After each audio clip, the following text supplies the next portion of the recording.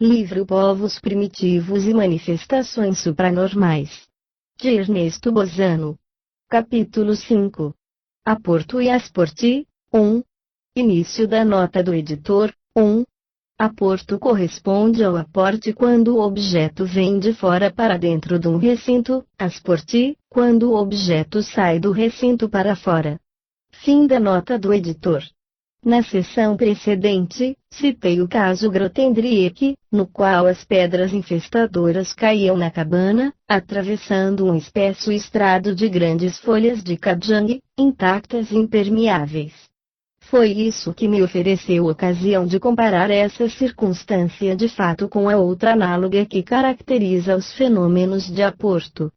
Em seguida propus-me prosseguir com os exemplos de aporte, obtidos entre os povos selvagens, mas tive a surpresa de descobrir que, na minha coleta, na qual estão registrados e classificados os fenômenos de ordem supranormal, chegados ao meu conhecimento em meio século de pesquisas, não existiam casos de aporto, ocorridos entre os povos selvagens africanos e norte-americanos, peles vermelhas. Havia unicamente fenômenos de aporto ocorridos entre os povos semicivilizados da Ásia e da Polinésia. Mas, também sobre esse assunto, tenho a ressaltar que os exploradores e os missionários aos quais os mencionavam de passagem, faziam-no de forma genérica, quando não anedótica, sem atribuir-lhes importância e sem aprofundar o tema e, consequentemente, os episódios por eles citados não se podiam utilizar numa classificação científica. É pena, porque trata-se, quase sempre, de episódios que têm cunho genuinamente supranormal. Unicamente 2 desses episódios podem permanecer válidos também numa classificação científica, seja pelas circunstâncias de ambiente na qual se realizaram, seja porque foram suficientemente bem observados e descritos, seja, enfim, pela personalidade notável e apreciável dos relatores. Mas, para cúmulo da infelicidade, esses episódios foram já por mim publicados na monografia sobre fenômeno de aporto. De qualquer modo, não posso eximir-me de citá-los novamente, visto que, se me abstivesse, a presente classificação apresentaria uma lacuna, faltando totalmente nela a seção dos fenômenos de aporto.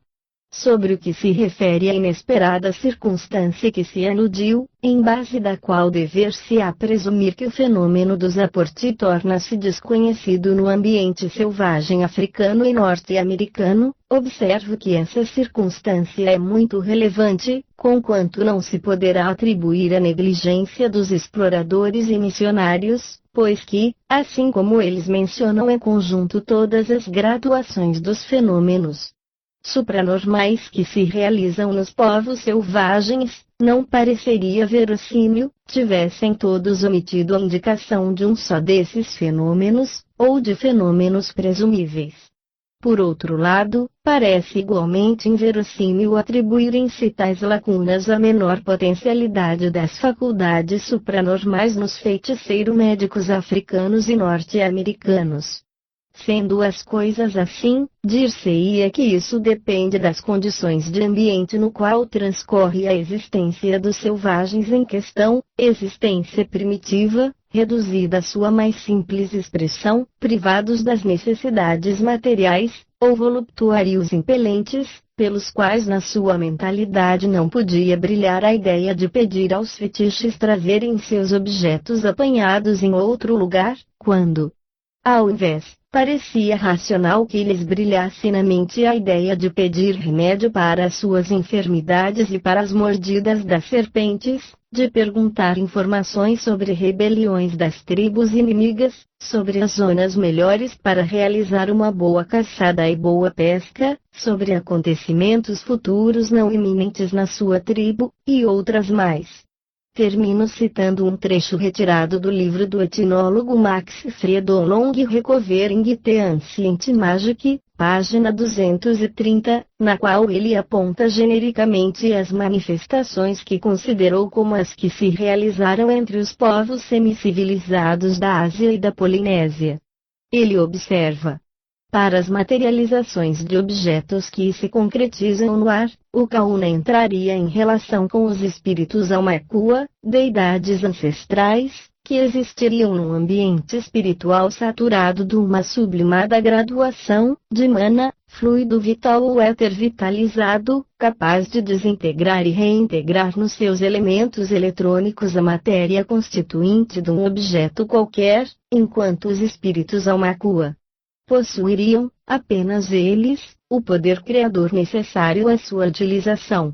Qualquer objeto, como também o corpo de um ser vivo, podem, desse modo, vir a desintegrar-se, introduzido sob uma forma fluídica no interior de um ambiente hermeticamente fechado, para ir reintegrá-lo, outro tanto, instantaneamente, quando não, pode vir desintegrado e transportado do recinto de um ambiente hermeticamente fechado, e transportado para outra parte, para, depois, vir de fora novamente para o ambiente do qual foram tirados.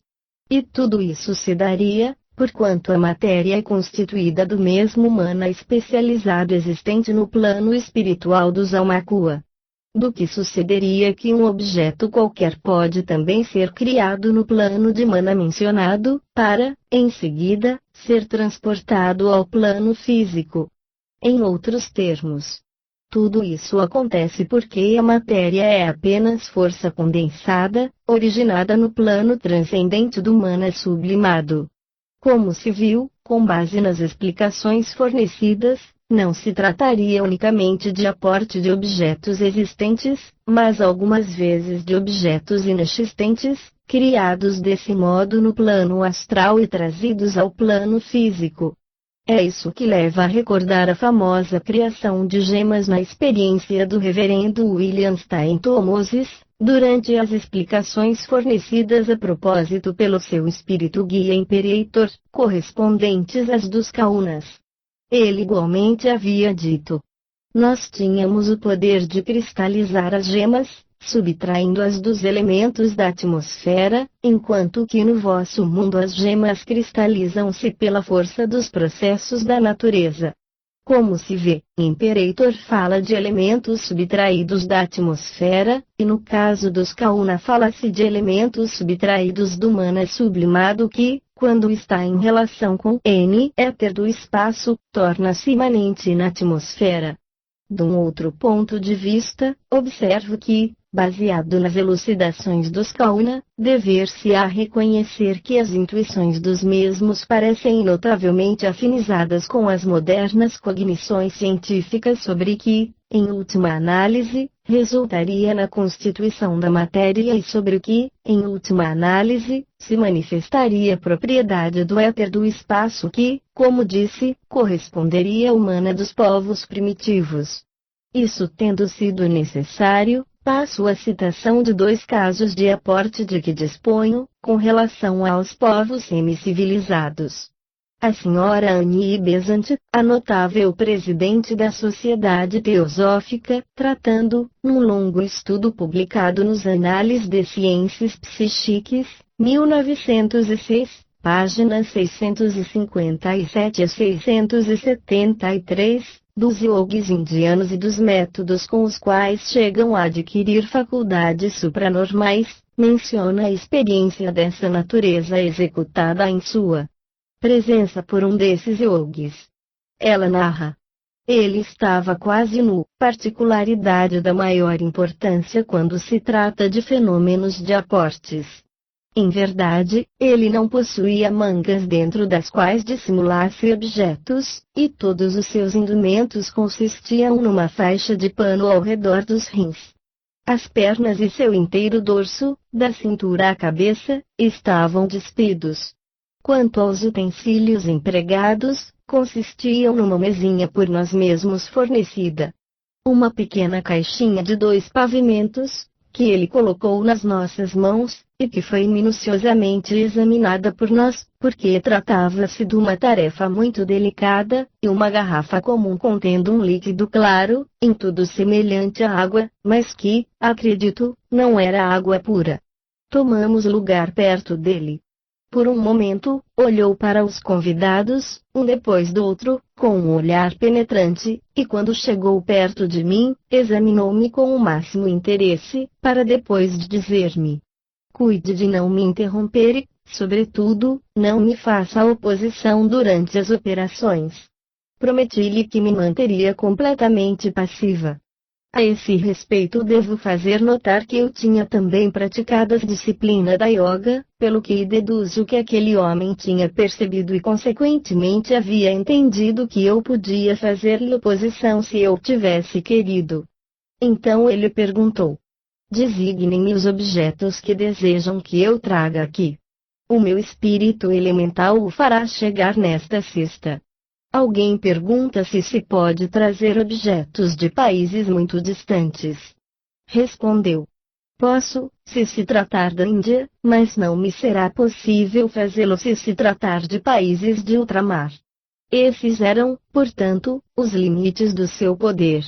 Então, um de nós observou: a 100 milhas daqui há uma cidadezinha onde se fabricam uns doces muito especiais da Índia.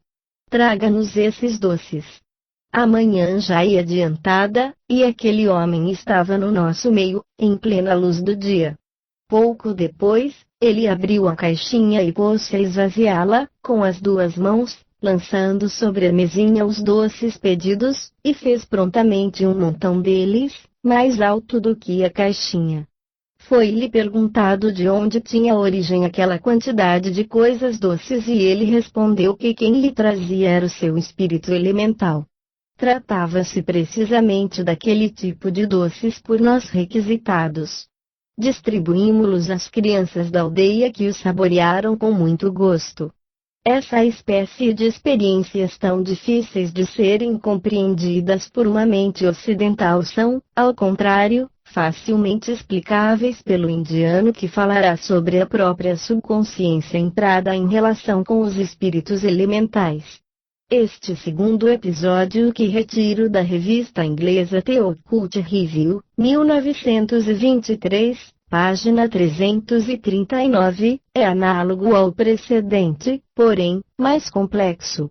A senhora Josephine Hanson, notável cultora das pesquisas psíquicas, refere que, numa estada feita num grande subúrbio, situado nas faldas do Himalaia, conheceu lá um jovem yogi, que fora iniciado desde a primeira infância, e com a mais severa formalidade de praxe, nos mistérios da yoga. Ela prossegue assim. Aquele jovem yogi era absolutamente contrário a fazer propaganda dos seus mágicos poderes, mas conseguimos convencê-lo a fazer-nos conhecer alguma coisa, pois estávamos interessados séria e sinceramente nesses mistérios. Ele escolheu uma tarde de terça-feira, dia em que adorava sua divindade, em consequência, possuía, em grau máximo, faculdades supranormais. Veio-nos diretamente da cerimônia da adoração. Estava só e com a indumentária reduzida ao mínimo. Sentou-se no meio de nós, a iluminação do ambiente permaneceu como estava, e todos nós nos sentamos em círculo no chão, colocando no meio. O jovem yogi perguntou que coisa se desejava que ele fizesse. Alguém pediu o transporte de leite quente. Então, ele pediu emprestado um caldeirão pequeno com água da cozinha e um chale. Pôs o caldeirão diante dele no chão e cobriu-o com o chale. Logo em seguida, mergulhou a mão direita na água e, quando a retirou fora, levantou o braço, espargindo a água no ar com um impulso enérgico dos 5 dedos, que manteve uns instantes abertos. Enquanto executava o rápido gesto, entoava em sânscrito, uma invocação, mantra.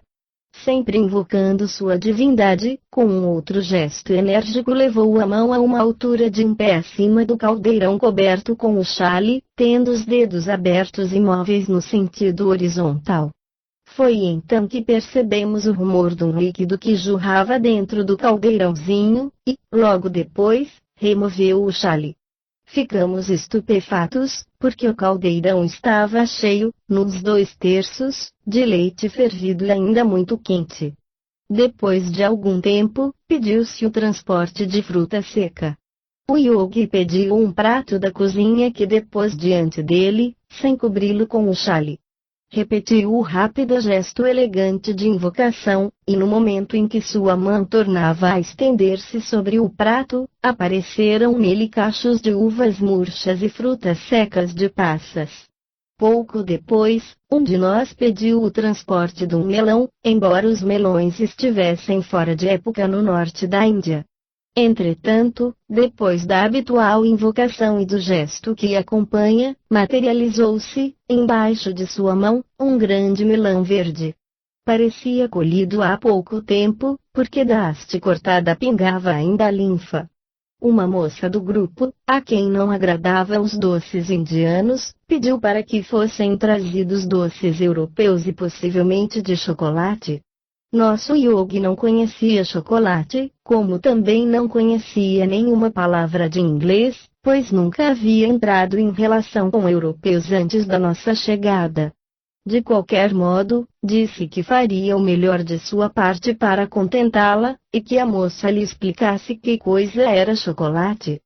Ela pôs-se a explicar, mas evidentemente até chegar a um certo ponto, porque quando a invocação e os gestos correspondentes terminaram, materializou-se, no prato, um montão visível de doces que não eram de chocolate.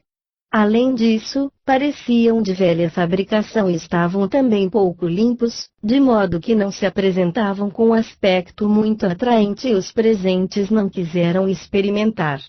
Nosso yogi, vendo sua hesitação, desculpou-se pela sua incapacidade de satisfazer os seus desejos. Afinal, pediu-se ainda fruta fresca e não tardaram a vir para o prato, sob o prestígio da mão do mago, um montão de maçãs, laranjas, e de romãs, que todos nós comemos com liberalidade. Ficaram ainda alguns que conservamos até quando apodreceram. Naturalmente dirigimos muitas perguntas ao yogi acerca da natureza e extensão dos seus poderes mágicos. Respondeu com franqueza algumas das nossas perguntas, a outras não respondeu, ou não pôde responder. Achando as pessoas tão sinceramente interessadas, observou que teria podido colocar-nos em condições de ver o que acontecia durante a realização do fenômeno. Explicou que sua iniciação, obtida com grandes sacrifícios que suportava, e a austeridade da vida que requeria, havia-lhe conferido autoridade sobre uma certa categoria de elementais, criaturas do mundo etérico, que obedeciam-no instantânea e cegamente. Acrescentou que, se nós quiséssemos nos submeter a uma iniciação preparatória, que ele nos teria explicado, teria podido fazer-nos ver o que realmente se realiza durante as manifestações. A iniciação preparatória consistia em jejuar, em alimentar-se unicamente com substâncias especiais, de concentrar-se na meditação, evitando toda relação com outras pessoas. Tudo isso nos teria permitido ser suscetíveis de apurar nosso poder visual, ao ponto de ver ao longe as criaturas etéricas que operavam para ele. Em louvor aos episódios contidos nos casos expostos, observo, sobretudo, que eles não apenas foram obtidos a pedido, mas realizaram-se à plena luz do dia, no primeiro caso, e num quarto normalmente iluminado, no segundo. Entretanto, os dois yogis apresentaram-se quase nus nas experiências, três condições de fato que concordam entre si e excluem toda possibilidade de fraude. Quanto ao que se refere às relatoras, vejo que a personalidade notabilíssima da presidente da Sociedade Teosófica exclui, de forma categórica, qualquer dúvida acerca da veracidade de quanto ela afirma haver pessoalmente observado. Entretanto, a senhora Josephine Hanson, investigadora psíquica muito cotada, é esposa de um general do exército da Índia, e o que foi narrado concorda exatamente com o que contou a senhora Annie Besant. Referindo-me aos fenômenos de aportes obtidos, observo que eles parecem indubitavelmente maravilhosos, mas não mais do que o são aqueles obtidos experimentalmente no acidente. Uma circunstância interessante, que se encontra não raramente também entre nós, parece aquela dos aportes que, quando devem realizar-se a plena luz. Muito frequentemente, mas não sempre, os médiums, os yogis e os kaunas da Polinésia recorrem a idênticas medidas de precaução, consistindo em cobrir com um pano o recipiente, ou o espaço onde deve realizar-se o fenômeno, quando não, valerem-se de caixinhas dentro das quais o fenômeno acontece. Dir-se-ia, isto é, que em tais circunstâncias do gênero, a obscuridade se torna indispensável para a rematerialização do objeto trazido em condições fluídicas. Nas célebres experiências do gênero com a médium Madame de Esperance, experiências por sua vez executadas com luz suficiente, a personalidade mediúnica de Yolanda cobria ela apenas com um pano recipiente no qual deveria reintegrar a planta trazida. Mas, para muitos objetos trazidos, essa precaução não parece necessária, e viu-se que o segundo yogi havia também coberto com um pano o recipiente no qual devia realizar-se o fenômeno do aporte de leite quente, mas não o havia usado para os outros aportes, embora maravilhosos. Por quê? Infelizmente ninguém sabe nada, e será inútil esforçar-se para penetrar no mistério das diferenças existentes entre os objetos materializáveis à plena luz e os que requerem obscuridade. Aos posteiros, ou seja, às gerações que vêm depois da de quem fala ou escreve, a solução do mistério. Nos incidentes referidos, é curiosa a circunstância do yogi que, ignorando que coisa fosse o chocolate, esforça-se como melhor pode, para realizar o desejo expresso de uma moça, tendo êxito só na aparência, o que não impediu que o fenômeno de aporte obtido torne-se igualmente interessante, e talvez ainda mais sob o ponto de vista teórico, já que subentende-se no médium, ou se quiser, em quem por ele operava, uma faculdade de pesquisa supranormal maravilhosa e, ao mesmo tempo, limitada pelas condições práticas da mente consciente do médium. Noto ainda que, tanto no caso de Annie Besant como no da Sra. Hanson, os yogis afirmam que os aportes se dão com o auxílio de espíritos elementais, submetidos à sua vontade. Ainda mais que isso que eles dizem ver ao longe a obra, acrescentam como também os assistentes poderiam ver ao longe, toda vez que se submetessem às práticas disciplinares indispensáveis. Em suma, podia acontecer que se tratasse de visualizações puramente subjetivas e alucinatórias, mas podia também acontecer que assim não fosse. Lembro, a propósito, como também os Kauna da Polinésia afirmam a mesma coisa, porquanto falaram de espíritos dos antepassados. Mas essa última diferença não tem importância e poderia também acontecer que ambos tivessem razão. O que importa é a afirmação unânime de que os aportes realizam-se por intervenção externa, afirmação que interessa, de modo especial, o escritor, o qual na sua monografia sobre fenômeno de aporto foi levado às mesmas conclusões, com base numa circunstância de fato importantíssima que caracteriza os fenômenos de aportes e aqui, se solicita a entidade que se manifesta para trazer um objeto sem valor. Como, por exemplo, um cartão de visita, obter-se-á facilmente o objetivo, mas se pede uma nota de dinheiro tirada rapidamente do cofre de alguém, obter-se-á por resposta que a coisa não é possível porque tratar-se-á de um roubo, quando não, que é proibido à entidade operante fazê-lo. Sobre esse assunto, reporto-me ao livro em questão dos episódios nesse sentido. Disso infere-se que, se acontece assim, então os fenômenos de aportes não são obra das faculdades supranormais subconscientes, visto que, em tal caso, os tesouros dos cofres dos outros deveriam derramar-se aos pés dos experimentadores que o desejassem. Mas, assim como um prodígio semelhante não se realizou nunca, e em tempo algum se realizará na prática, deverá reconhecer-se que essas severas restrições morais disciplinadoras dos fenômenos de aportes, subentendem necessariamente a presença no local de uma entidade espiritual de grau elevado e, consequentemente rígida observadora dos ditames da ética. Quando não, a presença no local de uma entidade espiritual qualquer, submetida a uma vontade dirigente superior que a inibisse de satisfazer a ansiedade culposa dos vivos. Para posteriores discussões sobre o assunto altamente importante sob o ponto de vista teórico, os envio a citada monografia.